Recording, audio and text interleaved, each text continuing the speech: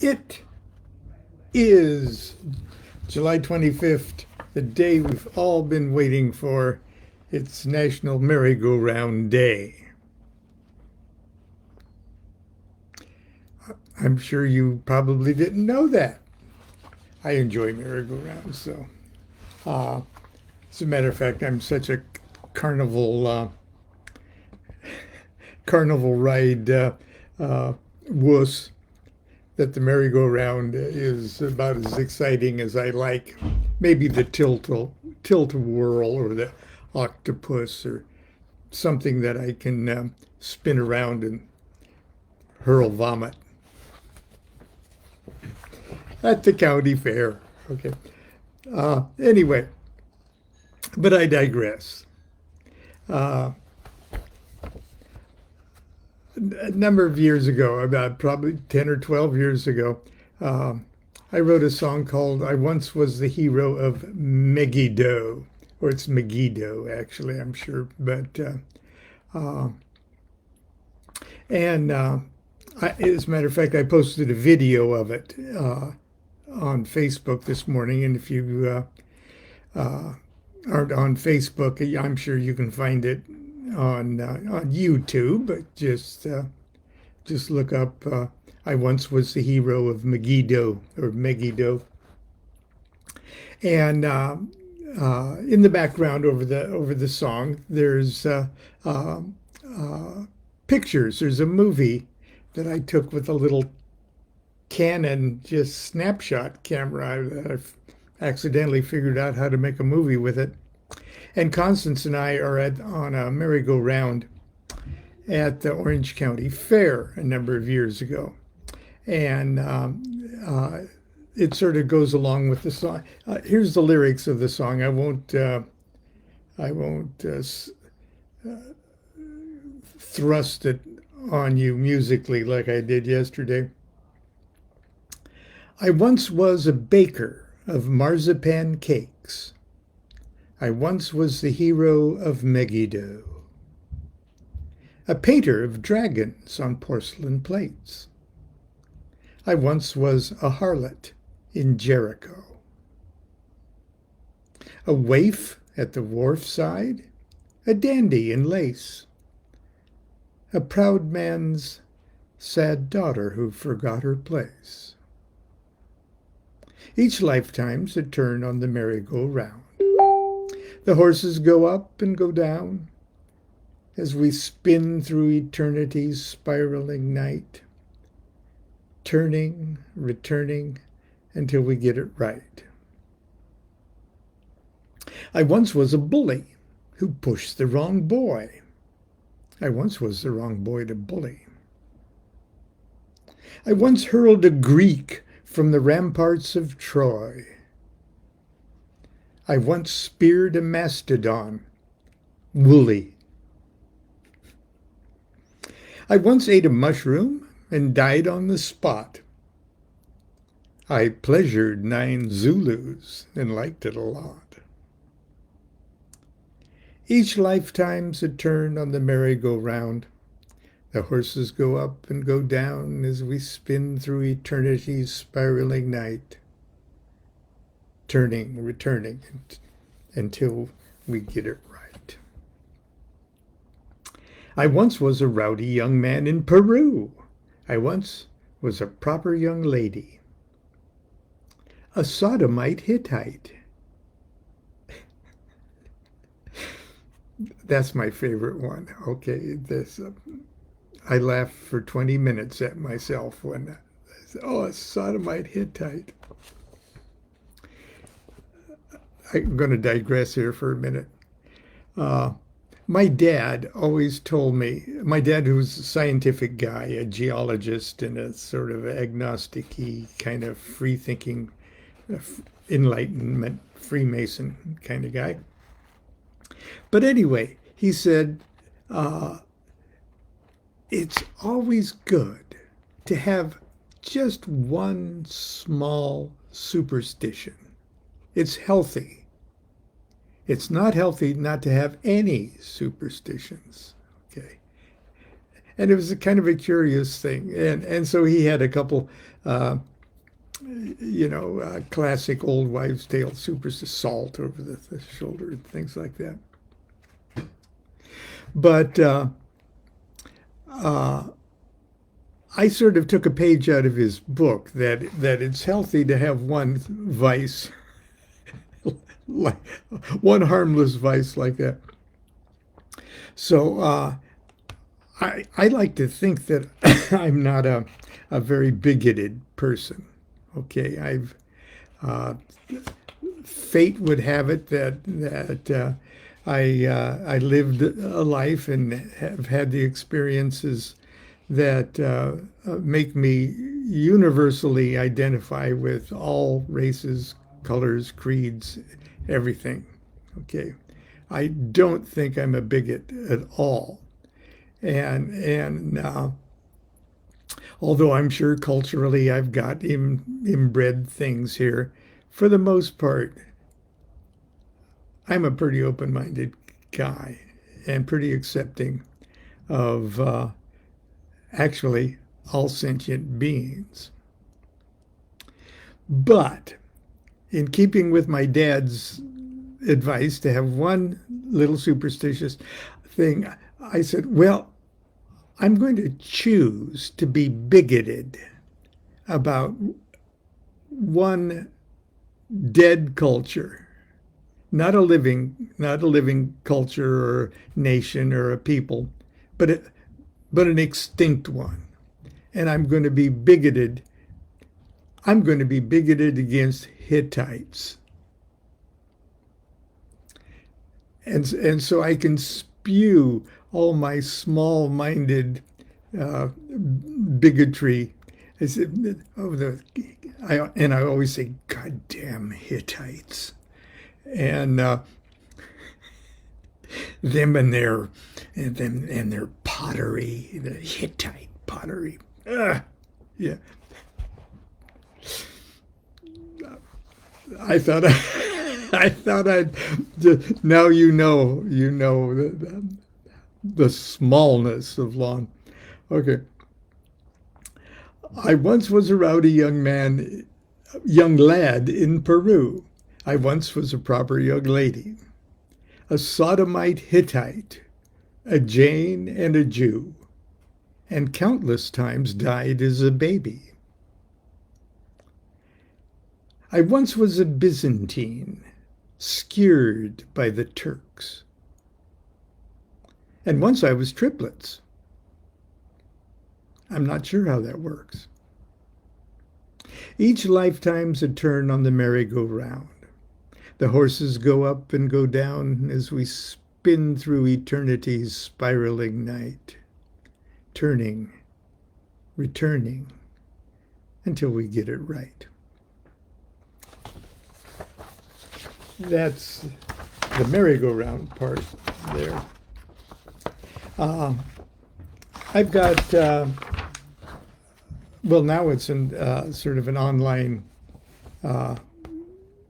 video workshop on reincarnation and a small ritual incorporating, oddly enough, the Enochian scrying and Enochian vision of the elemental tablet of the EHNB, the initials of Ex Harp Hakamananta Betum.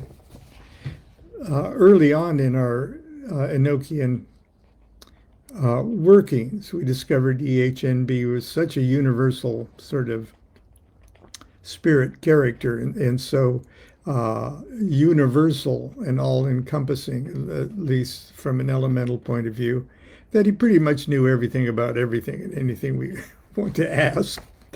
EHNB would provide a vision to address that curiosity.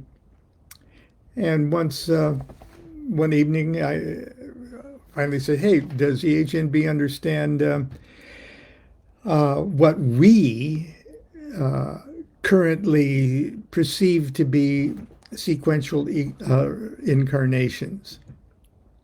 David Wilson was the scryer that night, and he said, uh, and he was in contact with the HNB, and he said, yeah, he's aware of it, but he says it's not quite the way you think it is.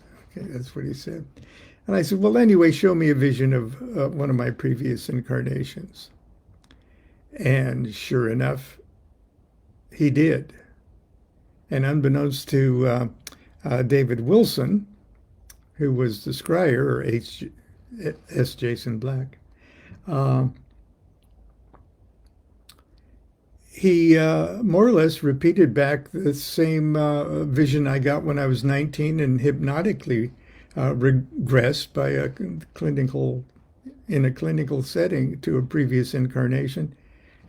EHNB showed me pretty much the same episode of the last moments of a previous incarnation. Anyway, so the workshop that's available. Okay, it's available. He says, with his eyes gleaming with self-promotion. We utilize EHNB in a very short, very sort of quick, clean, easy magical ceremony to induce a vision of a previous incarnation. And here's sort of the opening of that.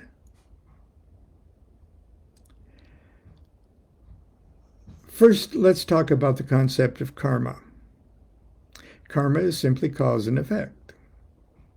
Things that happened to you when you were younger help make you the person you are today. Things that happen to you today will help make you the person that you'll be tomorrow. Things you did in the past affect the present. Things you do today will affect the future. Can you remember absolutely everything that has happened to you in your life? Can you remember all the events that you experienced as a baby, as a child, as an adult? Can you remember all the events that you experienced? Can you even remember absolutely everything that happened to you yesterday? No, of course not. Yet all those past experiences, all the good things and the bad things that happened to you, all the good and bad things you did, all the karmic debts you still owe, and all the karmic debts others owe you, all those past deeds and events and experiences are still silently influencing the way you think and behave today, silently making you who you are. Now that we understand that the law of karma is simply the law of cause and effect, and that right now we're affecting our past actions, are affected by our past actions and experiences, I want you to imagine how complex your karmic story would be if you've lived many lives before this one. I happen to believe in the concept of reincarnation. In 1950, when I was 2 years old, I was not allowed to walk because of a bone disease in my hip. I was confined to my baby crib, and I was allowed to quietly rest alone and think about the nature of my own existence. In my book, My Life with the Spirits, I write about my infant memories of scenes of a previous incarnation. Memories of trench warfare, of World War I, memories of myself living in Los Angeles in the late 1920s or early 30s. As a baby, I had not seen a movie or television or saw any photographs that would trigger or influence such memories. Do you hear a pounding? Is that a spirit pounding? Am I having a mediumistic experience? Is this table wrapping? It's a message from God. It's a message for God, and she just walked in the house with a chisel and a hammer. I've been beating a screen door lock into submission because this house looks like something, but almost no room is meant to be actually used. It's just looks like something that they can charge high rent for. But other than that, I have now gotten the door open so I can take the baby bird outside. Okay. Well, go ahead on. I was just wondering if I did hear you yelling.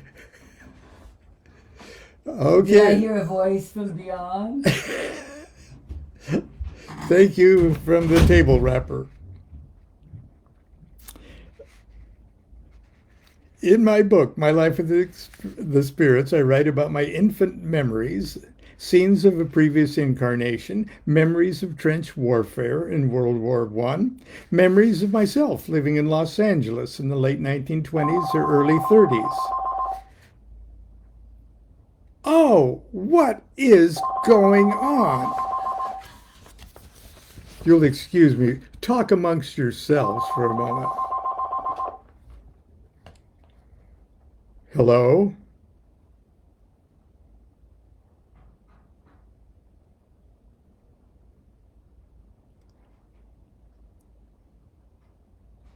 Did you know that a man from your company killed my father? Is this some kind of joke? Who is this? Oh, I'm sorry, sister. Yes.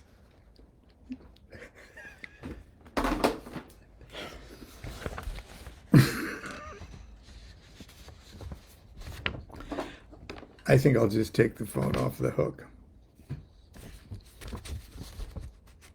Now, where was I? Okay. Memories of myself living in Los Angeles in the late 1920s or early 30s. As a baby, I had not seen a movie or television or saw any photographs that would trigger or influence such memories. I also mentioned in the book that during a dramatic psychedelic experience I experienced in the California desert in 1967 with my brother Mark, both of us simultaneously came to the realization that we were the incarnations of our own great uncles who lived in the Los Angeles area and who died several years before we were born.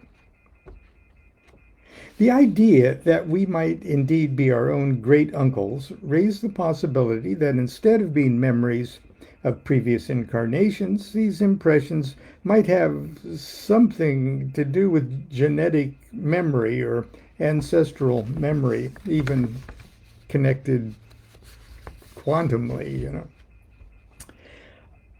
I'll have more to say about that in a moment. Of course, there's no way for me to prove any of my previous incarnations or possible previous incarnations.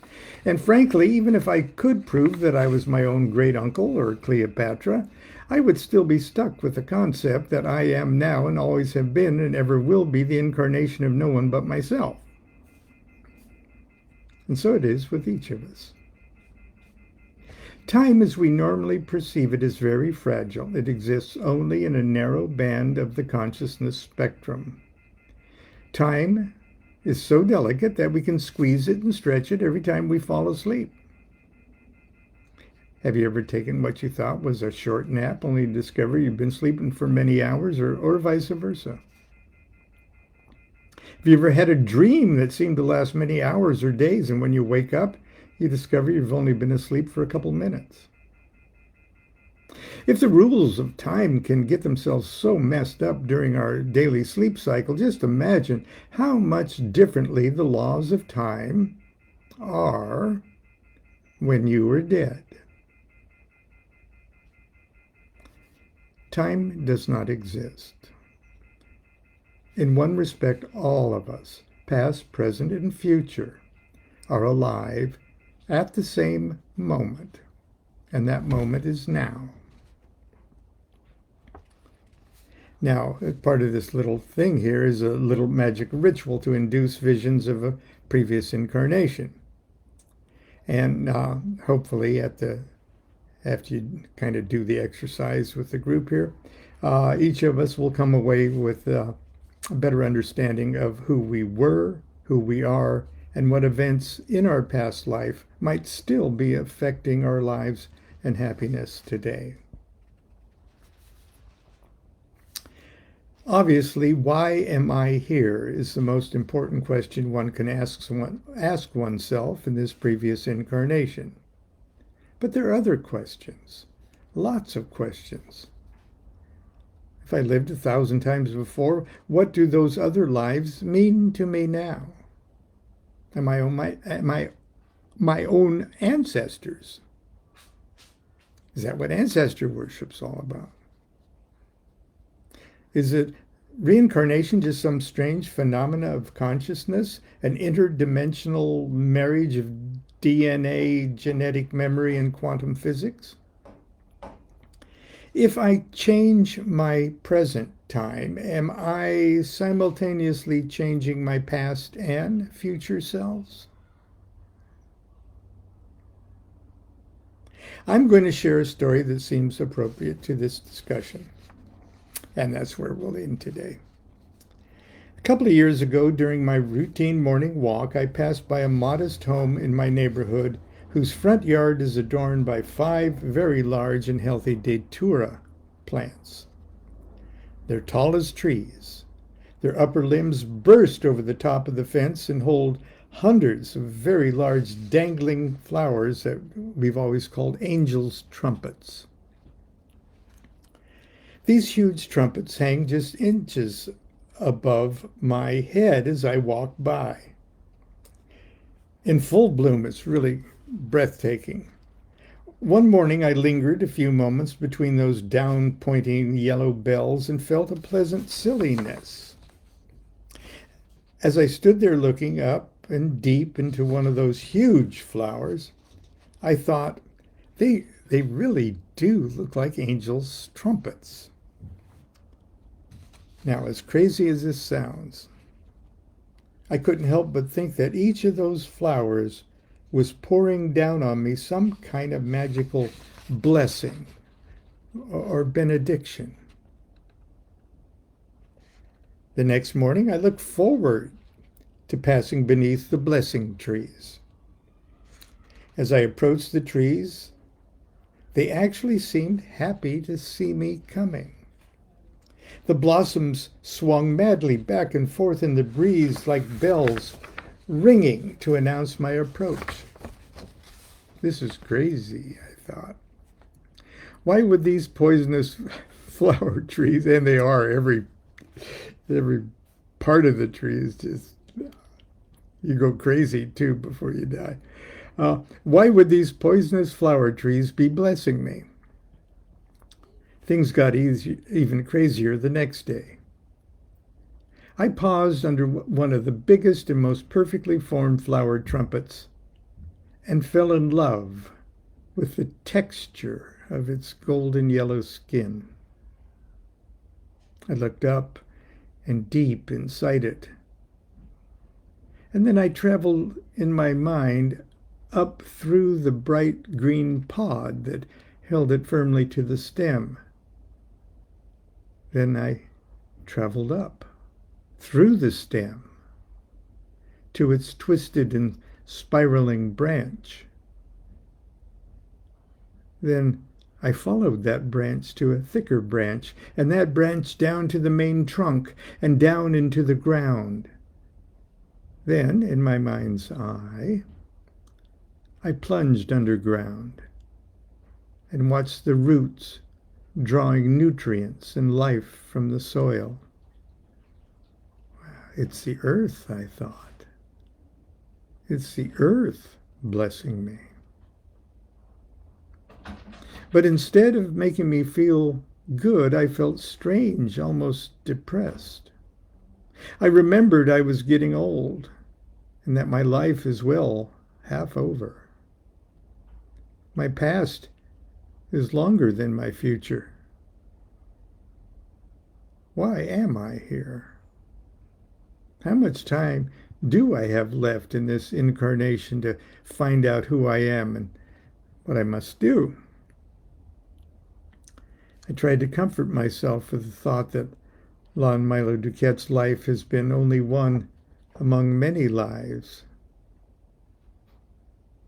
Death will someday come, as it has 1,000 times before. I'll black out, like a deeply anesthetized patient. Then somehow, somewhere, once again, I'll come to self-awareness as a screaming baby pissing and shitting all over myself, and all of this will continue again and again and again until I get things right. I became totally absorbed in a vision of the corpses of thousands of me's, centuries of men and women, children buried in every corner of the earth, all decomposing on ocean floors, in forests and deserts and mountains, ashes and rotting flesh dissolving into the soil and being sucked up by the roots of plants and trees.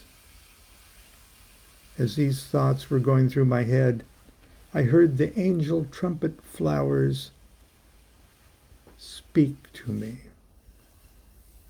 in 1,000 different voices. We are you. All the yous. All your incarnations. Every man, woman, and child you've ever been, drawn to this spot from the vessels of the earth into the roots of these trees. We're here to bless you, to encourage you, to empower you, to plead with you to fulfill our destinies.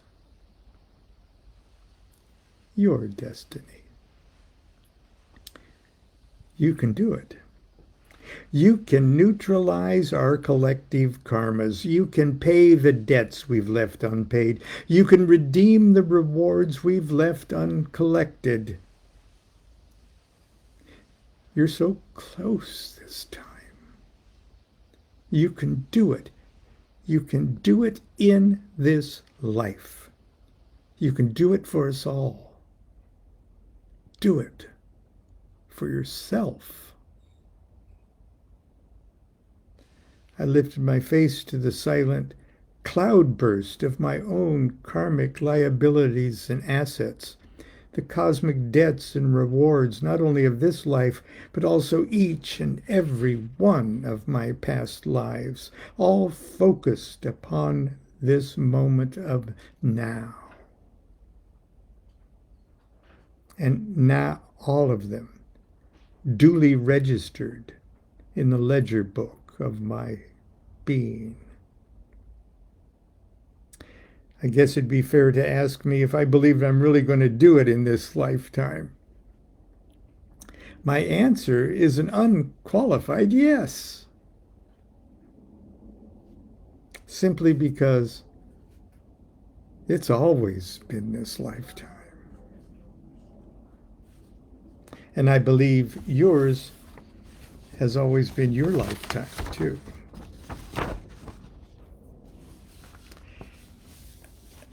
And that's my little talk for National Merry-Go-Round Day.